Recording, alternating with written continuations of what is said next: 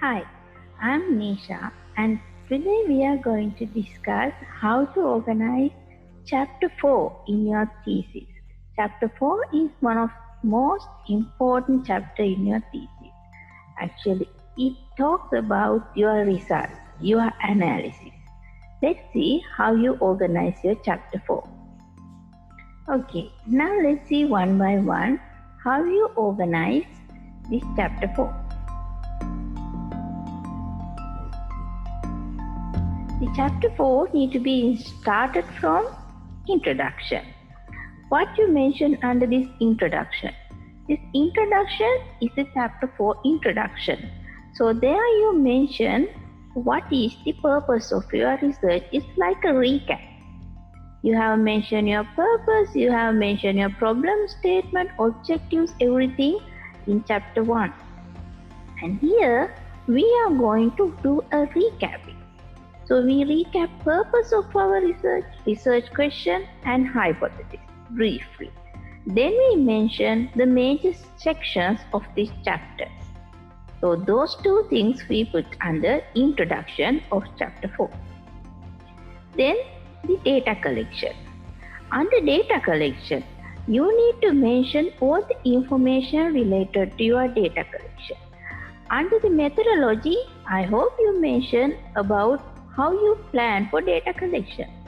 But when you collecting data, you may find some difficulties.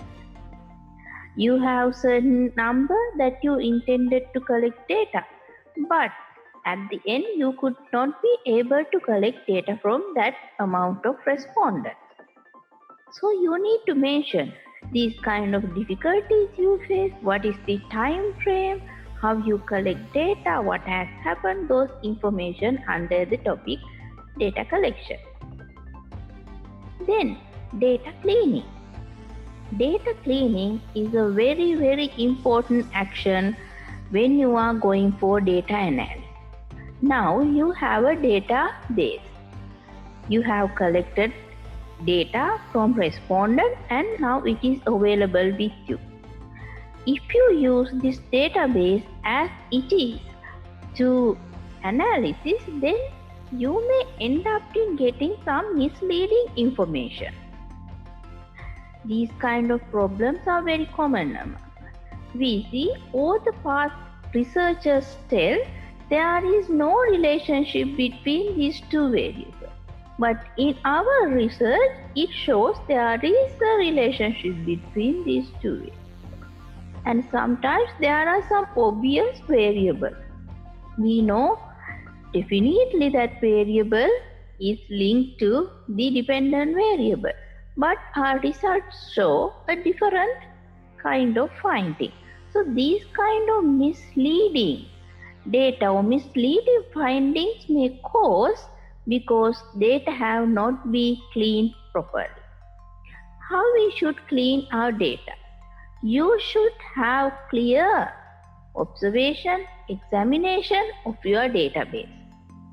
So by observing or examining your database, you may find some empty cells.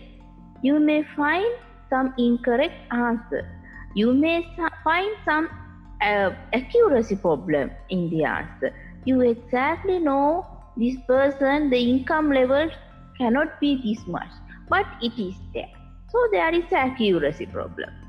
And sometimes you may find some essential fields have not been filled. Then it is a problem. And sometimes you may find there is inconsistency.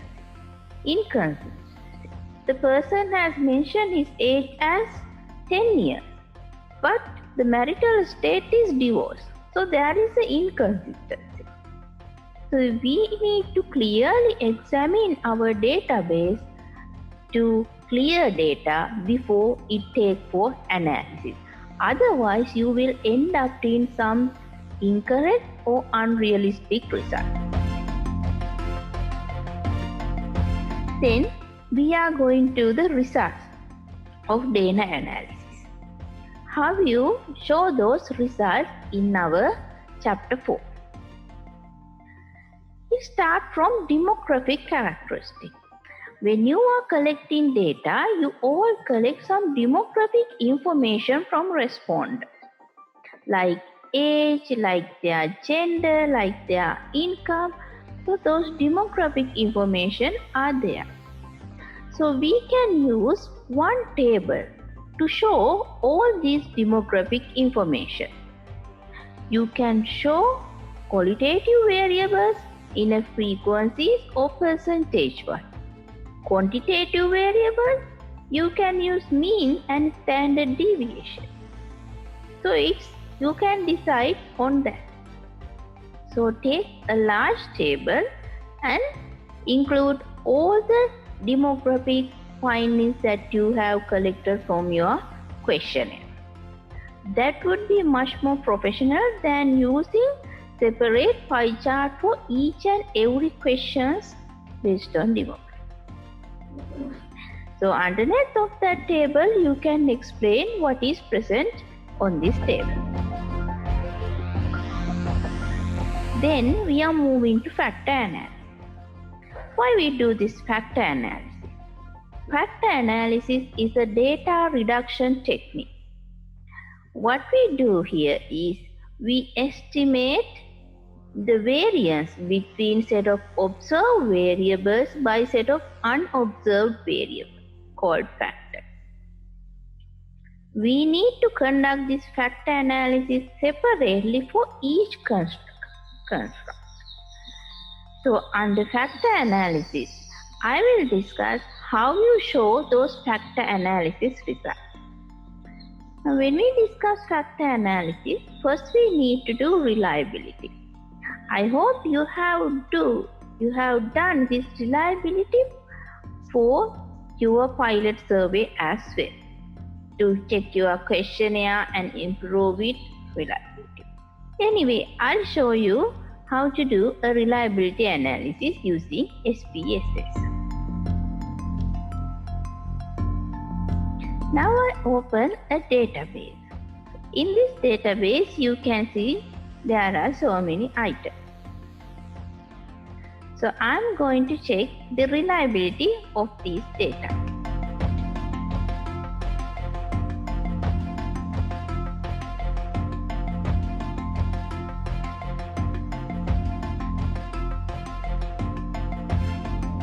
So as you can see here, I'm taking one item, one variable, items related to one variable, and I'm going to check the reliability.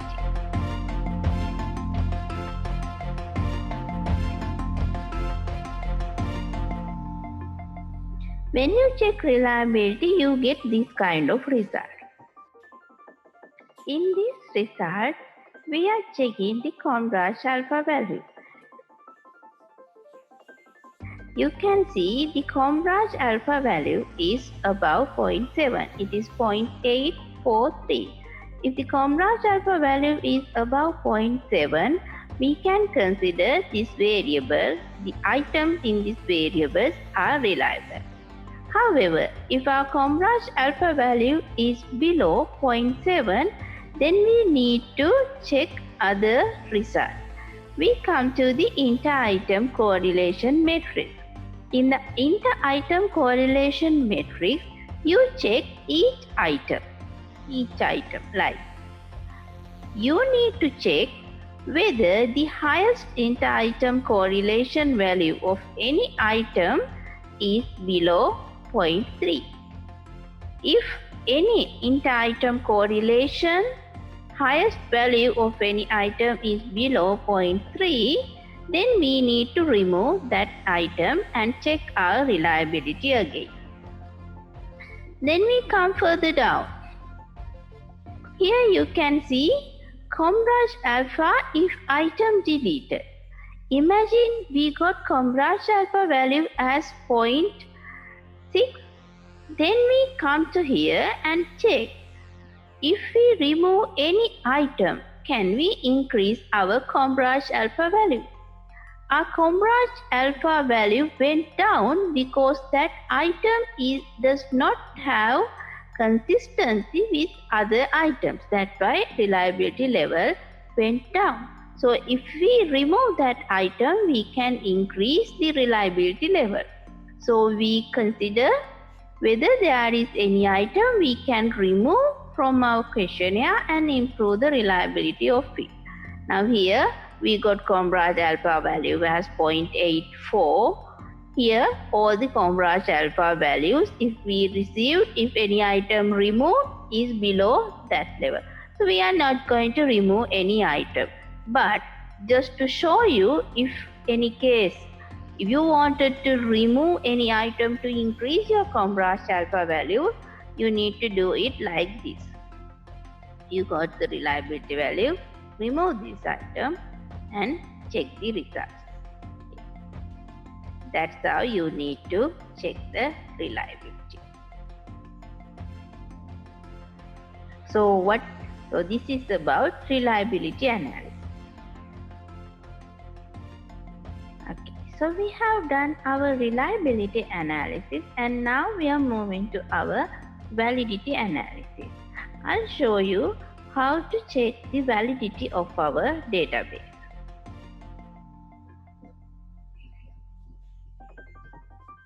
So we go back to our previous database and I'm going to check the validity.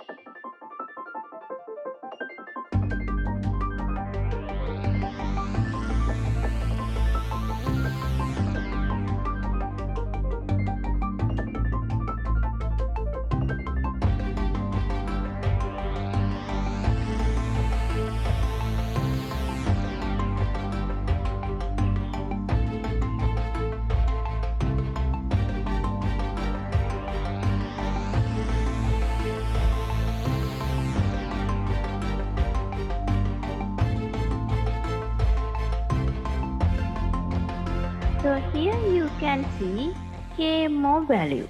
This KMO value talks about sampling adequacy. And this KMO value again needs to be higher than 0.7. So here we got KMO value as 0.8. So we have adequate sample to go for our analysis. Then we go below. And you can see here cumulative percentage. This cumulative percentage talks about the items of that variable. How much cumulatively it explains those variables. So here cumulatively our items explain 58% of those variables.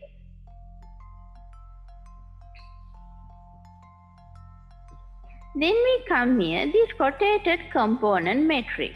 This rotated component matrix is important for us to identify number of components in our database. So you can see here, the system has identified 5 components, but there are some values. So you can see A3. A3 is belongs to component 1, 2, 4 and 5. So it is not the way that we want. If A3, it need to be belong to one component, not all the components. So what we can do for that?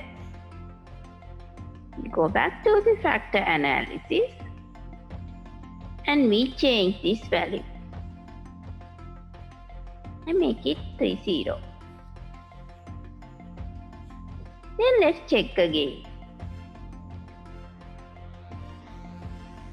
Now we come back to the rotated component matrix. The values are aligned in a proper manner now. Here you can see only one item. So we can't consider component consists of only one item. So we need to remove it.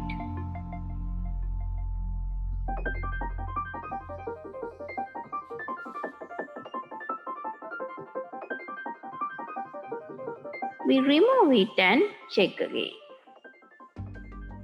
Now you can see the rotated component matrix. The system has clearly identified your data set has 4 components. When we draw our measurement model in AMOS software, we can use those items under 4 variables to draw our diagram. Now we check the validity of our database as well. Then we need to interpret those results in our thesis. How we can interpret those results?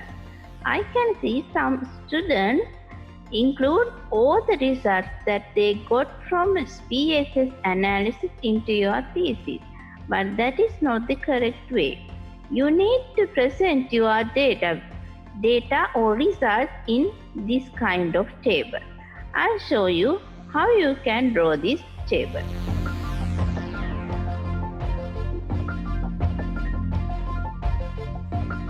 Okay, we go back to our reliability analysis. In this reliability results, you can see Hombrage alpha value, then item statistics. What you need to do is you just copy this table .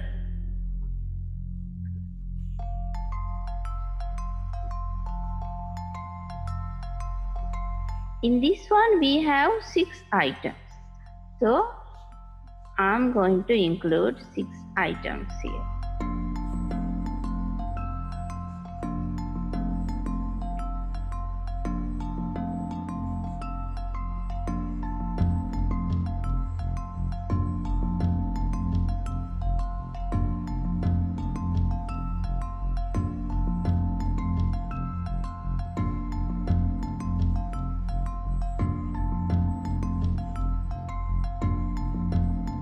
Then I go back to our results again.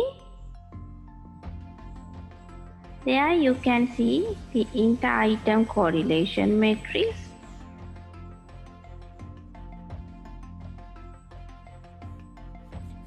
So you can just copy these values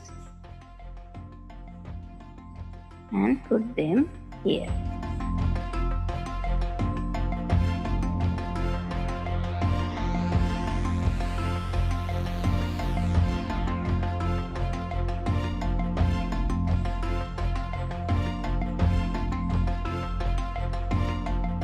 Then we do a few changes here. This is item statistics.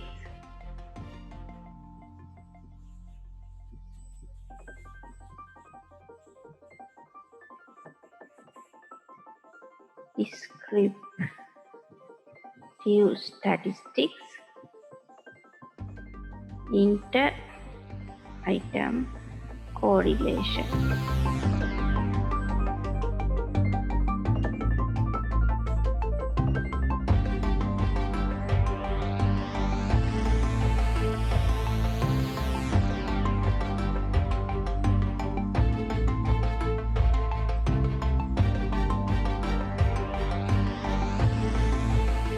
What you can do is we need to show this table a little bit professional. So we remove all the lines.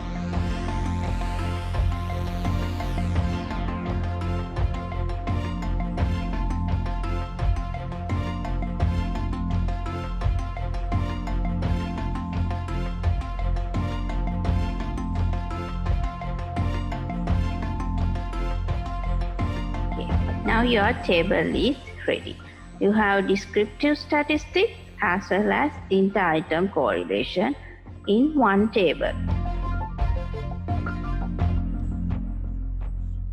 So here, similar table, you can see item, descriptive statistics and inter-item correlation. Under that table, you need to explain all the abbreviations that you have used and what are the questions you have used here. BA, what is the question? BA2, what is the question? Then you can see interpretation. So in this interpretation, we have explained several things. As the first, we talk about the mean value. Mean value is towards 4. That means most of the people agree with these questions. Then the highest correlation value that we check the correlation, inter-item correlation. So we are telling the highest correlation value for each item with at least one other item's construct is between 0.3 and 0.9. Then we talk about the KMO value. We check KMO value and we mention that KMO value also here. Then we talk about the factor extracted value. What percentage those items or those factors explain the variable. That was mentioned here by the percentage. I show that when you check the KMO value. Then we go further, it talk about the factor loading which we get from factor analysis. So factor loading need to be above 0.5. Then it talk about the Cambridge alpha value which need to be above 0.7. So all these things need to be included into your interpretation. So this kind of table and interpretation need to be provided for each and every variable separately. Then we are moving to AMOS analysis. To conduct AMOS analysis, there are some assumptions that need to be fulfilled. The first assumption is the measurement scale. To conduct AMOS analysis, the measurement scale needs to be either interval or ratio. Then the interval form need to be 1 to 10. That is ideal. But we normally use the interval up to 1 to 5. That also fine for AMOS analysis. But ideal it is have up to 10. Then the last requirement is the researcher need to have at least 4 items for each latent construct. In other words, variable. For each variable, the researcher should have at least 4 items to be used AMOS analysis. Then there are so many concerns about what is the sample size required to conduct AMOS analysis. We can't use AMOS with very small sample. So there is clear guidance. What kind of sample is required to conduct AMOS analysis?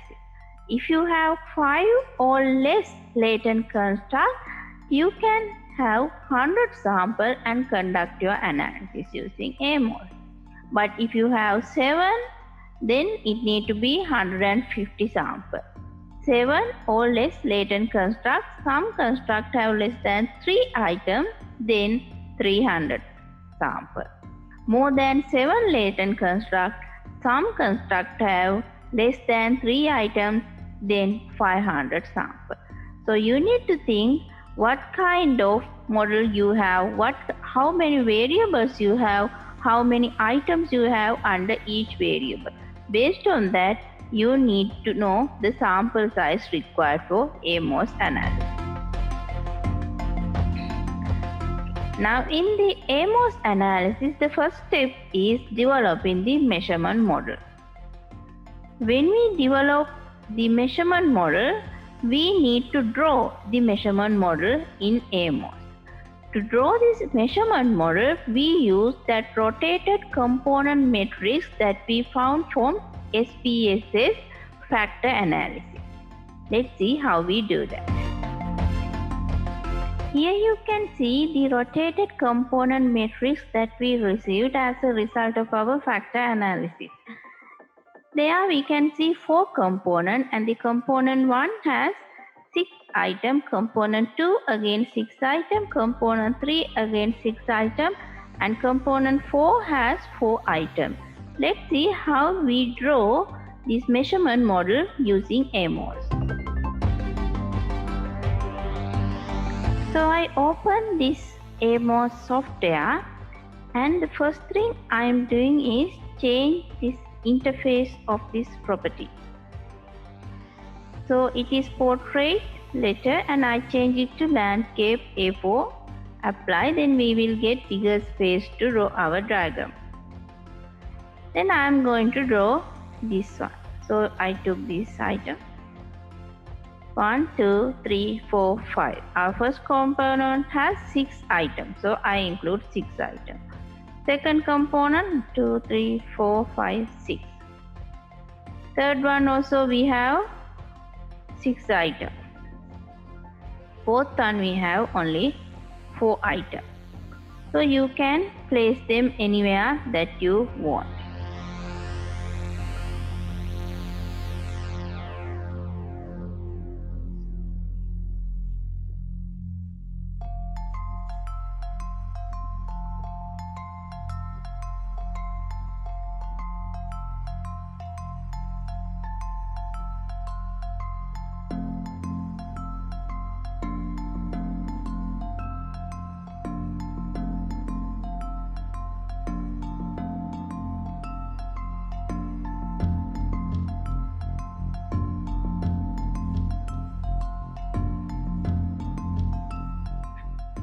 So then you can draw covariance among them. Before drawing covariance, you need to select them all.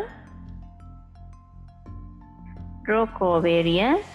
Now we need to insert our data set into here. Okay, I insert my data set into here, and I'm going to include those values. Here you can find out the variables in the data set, and I'm going to include them here. So I know that in our factor analysis we have a item up to 6. So I include them here. One by one I include them.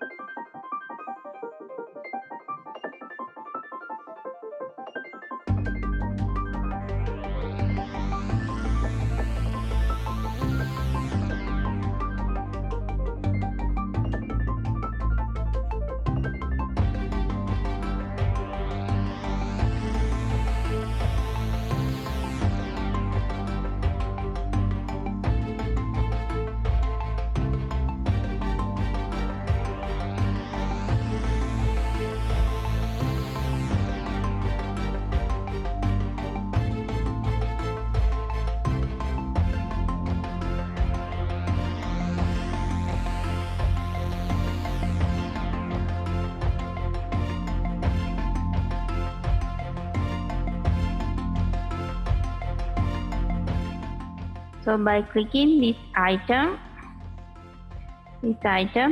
you can get the list of variables, and we just drag and drop those items here. Then I name those variables.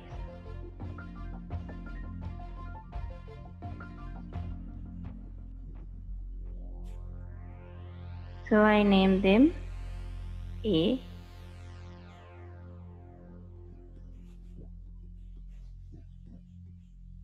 B, C, and D. Now what I need to do, I need to name unobserved variable. Plug in name unobserved variable. They have name. Okay. Y resize observed variable. Okay. Now what we need to do, we need to go to the analysis properties. In the analysis property, go to the output, and I'm going to check these things.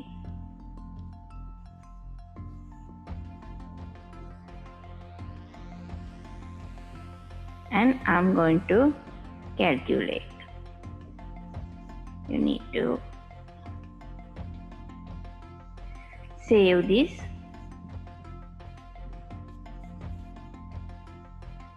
Okay, so we calculate and we got certain values here. Now how can we find out the model fit?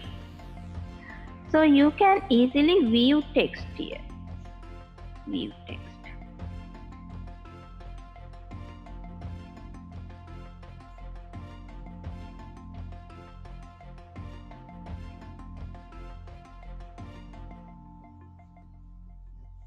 So in this view text, you can go to the model feed, and there you can find all the factors or all the indication that we need to check. There are chi-square, CA5 value, RMCEA value, and everything is there. And I'll show you a easy method to find out to see these model fit values easily. So we draw our measurement model using the rotated component matrix, and here you can see an item for title.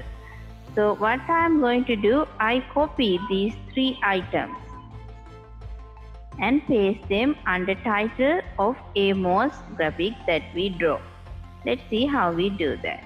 First, get these things copied. We open this AMOS graphic and I go to the title here.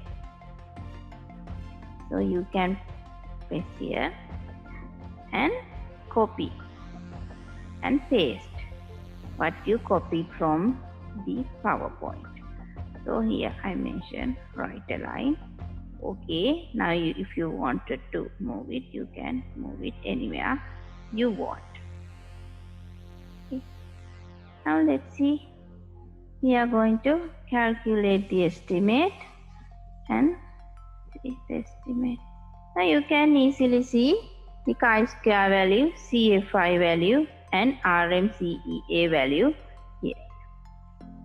So that is easy method.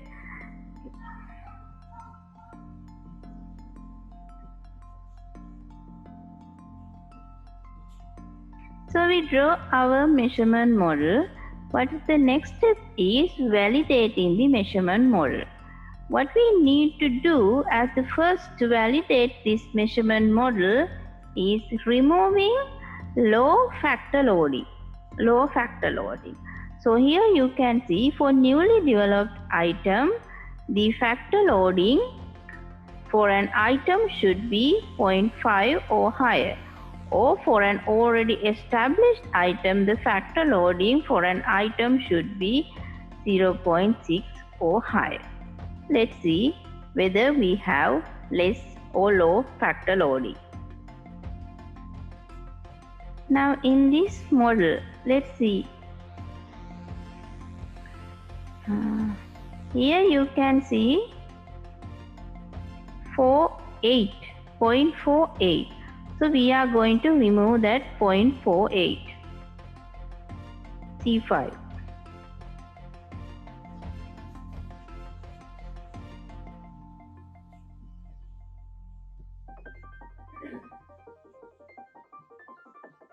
Then calculate again. You can see here C3 also have 0.5 value. Let's see any other one. Okay.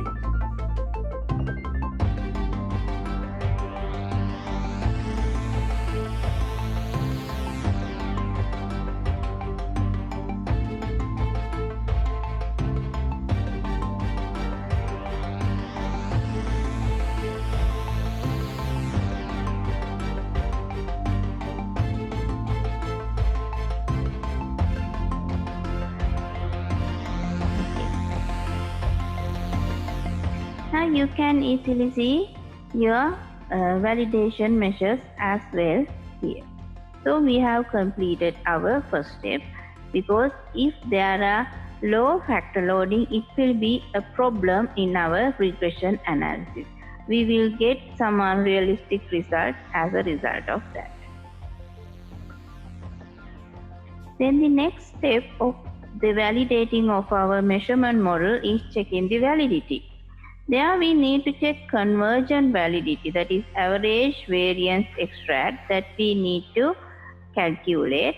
And the second one is construct validity. To achieve construct validity, we need to achieve the fitness indexes. What are those fitness indexes? Now in this table you can see different fitness indexes that we use to find out different category of measures. The highlighted are the commonly used and important fitness index: RMCEA, GFI, CFI, and chi-square value. Here you can see the comment or the value, cutoff value that should be there to accept a model. So if it is RMCEA, the range needs to be between 0.05 to 1, and the level of acceptance is below 0.08. If it is CFI, the level of acceptance needs to be higher than 0.9. If it is CFI, it needs to be higher than 0.9 to be accepted model. For chi-square, the value needs to be below 5. So these are the validative measures. So I hope you can memorize. We include title into our AMOS diagram. This title includes to see those values easily. Now we came back to our AMOS diagram. Now see those values. There are two ways that we can check those values. The first one is view text. You go to the view text and check model fit. So you can find out model fit indexes are there. See, p-value, chi-square value, CFI value. Like that you can see all the values here. Instead, we have included shortcut here. Now, as soon as you change anything here, after you compute the result, the values appear here.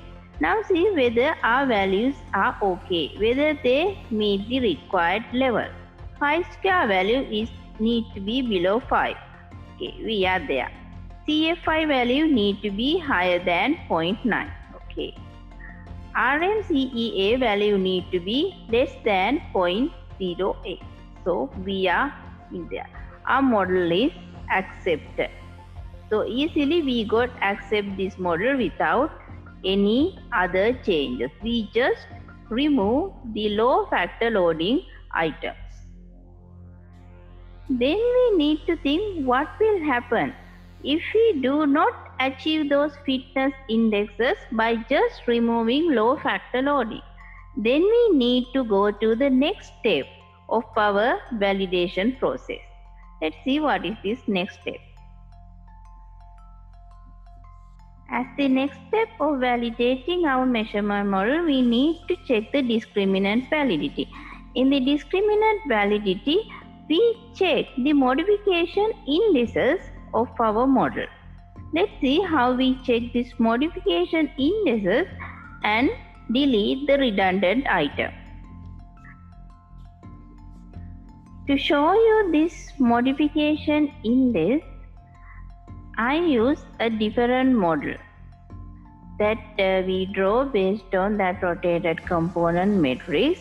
In the previous diagram, actually all the indices have came nicely. So I have taken another database and another model to show you this modification index reduction. Okay. Now let's see calculation. Okay.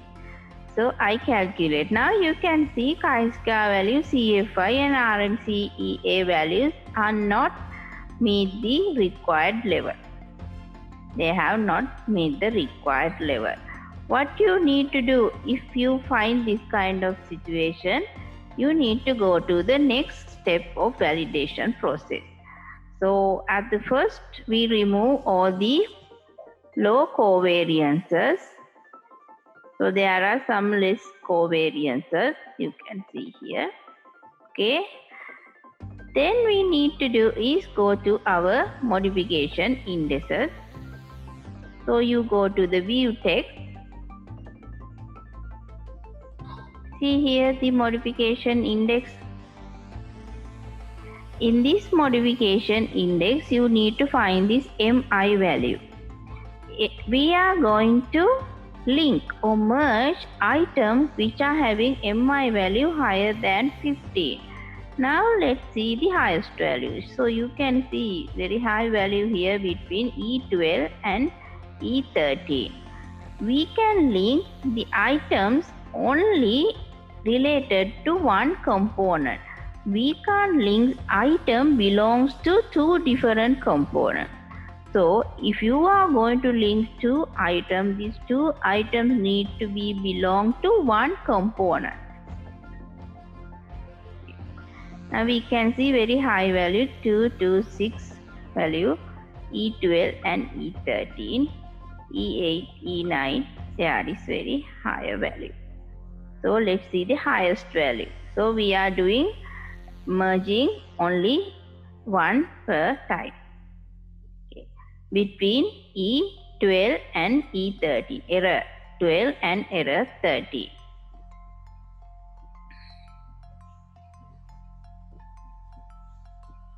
So you go to the model and let's find out E13 and E12. Okay, we take this and we combine them like this, two-way arrow, and again let's calculate the value. So now you can see the chi-square value reduce certain level and RMCE value CF5 also become better. Like that we need to continually do that. Again we need to go to the modification index.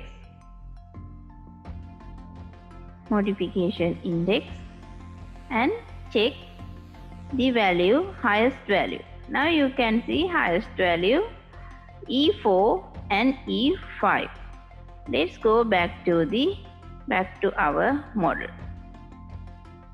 And we are going to merge E4 and E5.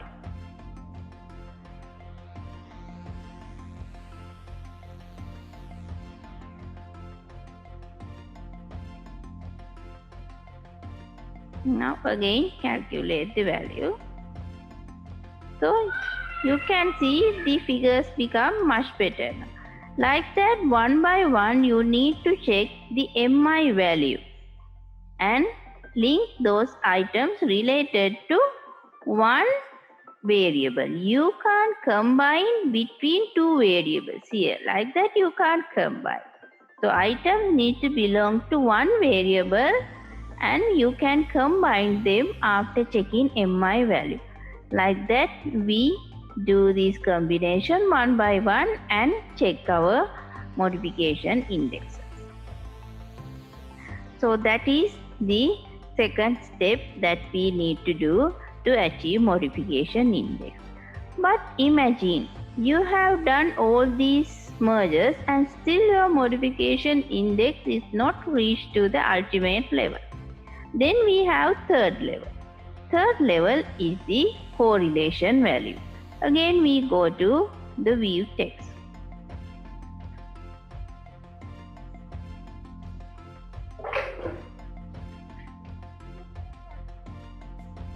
Okay, let's see here.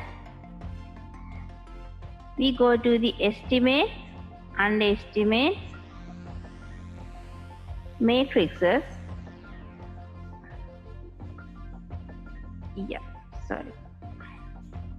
Matrices, standard residual covariance. Now we need to focus here any items above value 0.4. When you check here as the third step of validating your models, you can easily see Q6 and Q16 make a problem here. In addition to that, Q17 also make a problem here. Now one by one you need to remove these items from your model and check what happened. So you go back to the model. See, we have Q16, Q6 and Q7. So you can see here Q7. Let's remove Q7. Okay, when we remove Q7 like that, we remove that regression value 1 also from here. If so, the model will not be run. So if we remove one item, what we need to do, we need to add regression value 1 again And then let's run this model. Now let's see. Now this value become further good. So like that we need to do changes step by step to validate our model.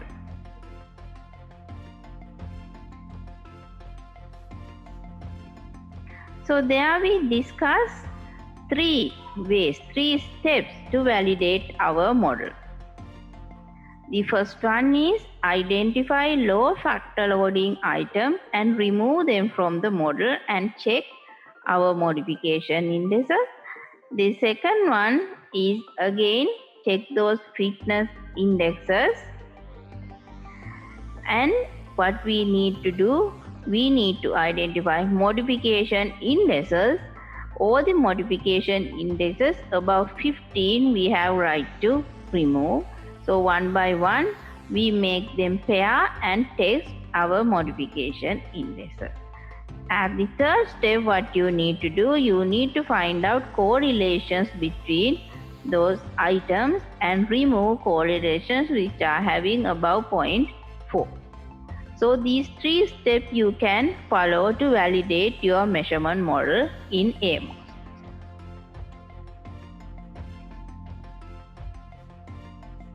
So how can you report this result in your thesis? You can use this kind of table and show your all the indices, all the values you get from your measurement model. And as you can see here, we have not yet achieved the required level. So you clearly mention the required level is not achieved.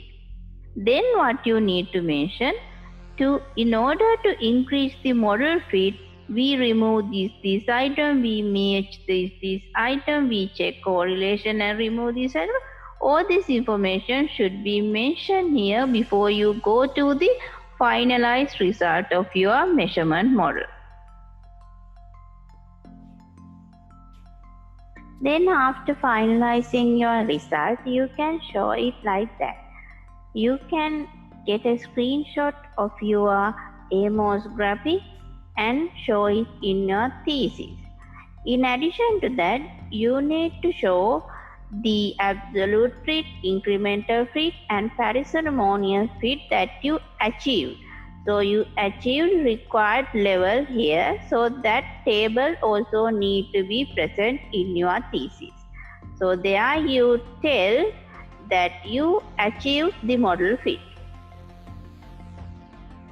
Then we are going for the regression analysis. So in your objectives, if you have mentioned that you are testing the impact of independent variable on dependent variable, then we need to go for regression analysis. What we do in this regression analysis, we test the association between dependent variable and several independent variables. But before we conduct regression analysis, there are some assumptions. If you are going for a regression analysis, these assumptions need to be fulfilled. Let's see those assumptions.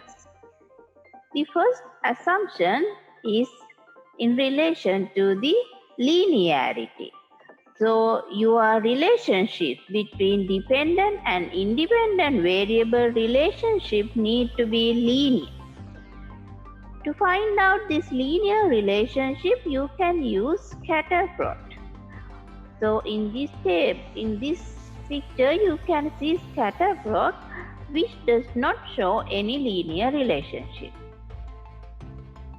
Then the second assumption tells that there needs to be a normal distribution of data. Data need to be distributed normally.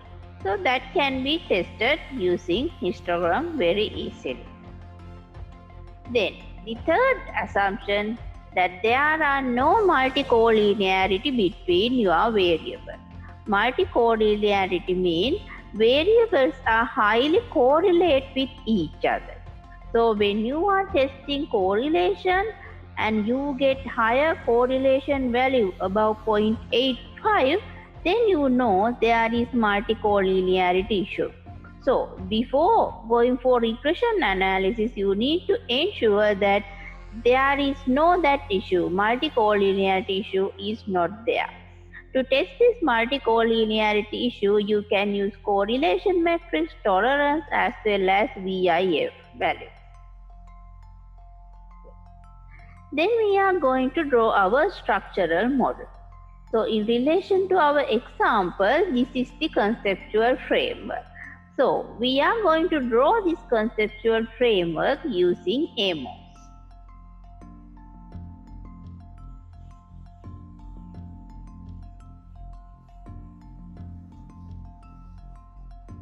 So this is our measurement model. We are going to convert this measurement into a structural model. Let's see how we can do it.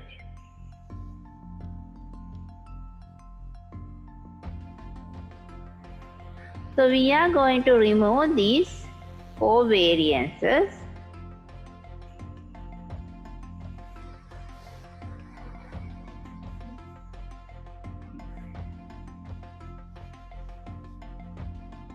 And we are moving this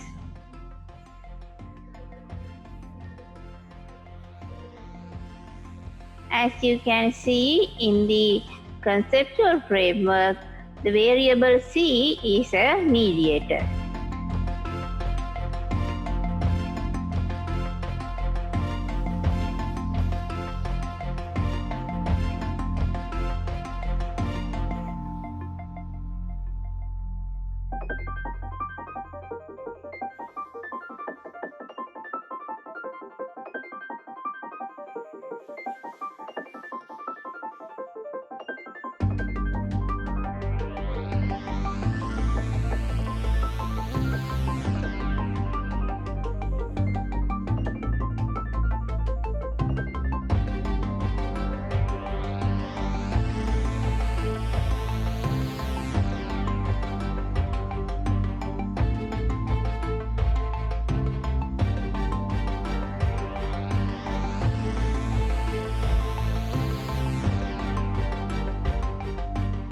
Now we are going to put error terms. When you have this kind of dependent variable, we need to include error terms.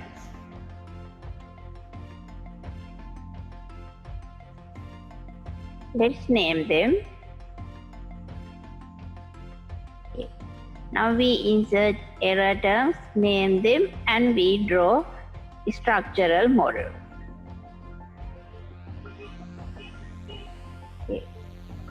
Now here we are going to change the analysis properties.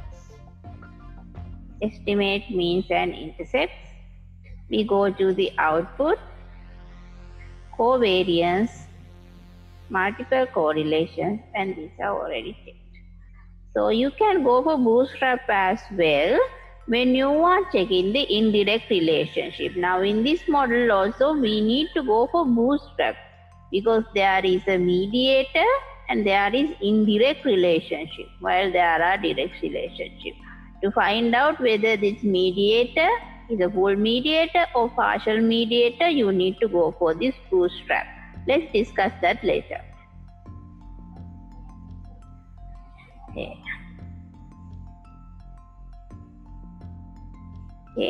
We calculate. Okay. Now you can see the regression value. Regression value is here. Okay, now we have done with our structural model and we test the regression analysis. How we show these results in our thesis.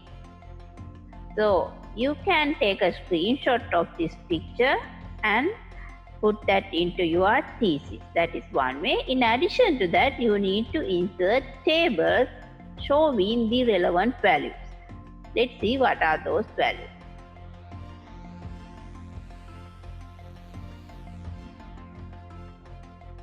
So as the first, you are going to this one, estimation, estimates, and there you can see regression weight.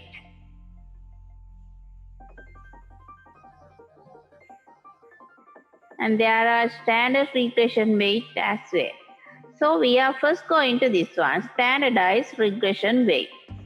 And I'm going to show you how you can show them in your thesis. You present this result in your thesis like that. So we are talking of standardized beta estimate. See, the beta estimate between variable C and A is 0.95, like that. So based on the result of regression analysis, hypothesis of the study has been tested. Okay. So where we have taken those beta estimation, we went to this view text and their estimates, and under estimates you go to the standardized regression weight. From there we have taken beta estimation, and those beta estimation you can see here as beta values.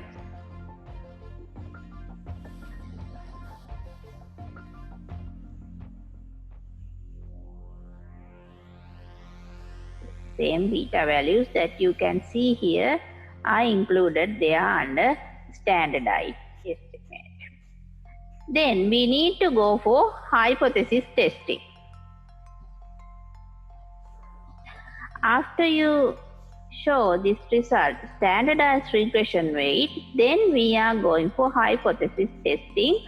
There we take hypothesis one by one. So this is one example. You have taken one hypothesis, and where we have found those results. I'll show where we can get that result in AMOS.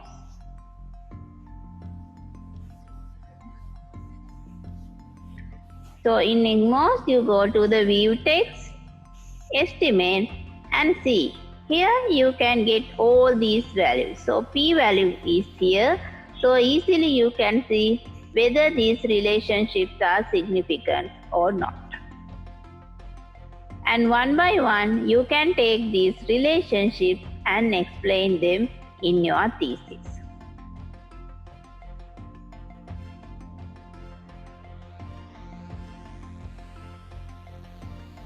This is one example how we show this value and explain our hypothesis. Now we have a mediator here.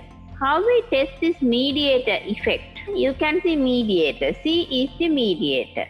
So we need to find out whether there is an impact of this mediator and what's the role of this mediator. Can A and D has a relationship without this mediator? We need to find out that. So to test this mediator, first you need to check the relationship between those independent and dependent variables without mediator. So what you can do, you save as somewhere, measurement model without mediator.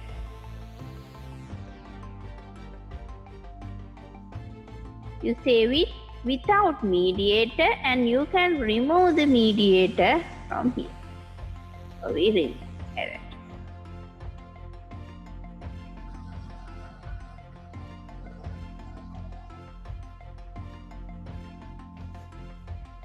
Now again calculate our values. Now see what has happened to our values.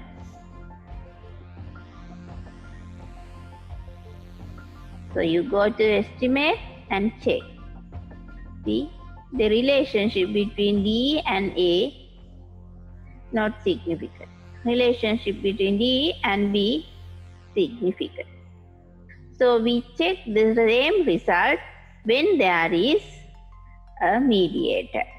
And now we are going to show two of these results into our thesis. Okay. Now you can see here what has happened to the relationships or impact when there is a mediator and when there is no mediator. When there is mediator, see the relationship between variable D and B. The beta value is 0.28 when there is no mediator. When there is mediator, when mediator enter into the model, what has happened to this relationship? Go to the relationship D and B here. The impact or the beta value has been reduced to 0.255. But still the relationship is significant. Here significant, again here significant. That means B has an direct as well as indirect impact on D. Then C becomes a partial mediator. Let's see the other relationship, D and A. Here when we check the relationship between D and A, the beta value is 0.058 and it is not significant. When there is a mediator, the relationship between D and A again not significant. It tells that there is no either direct or indirect relationship between the variable of A and D. So that is the final outcome of your analysis. So finally, you need to summarize all these results and show your hypothesis in a table and summarize whether these hypotheses are supported or not supported. So this is how you organize your chapter 4, and this is how you interpret and present your result when you are using AMOS software. Okay, so let's see how to analyze mediator and moderator using AMOS software in next video. Thank you.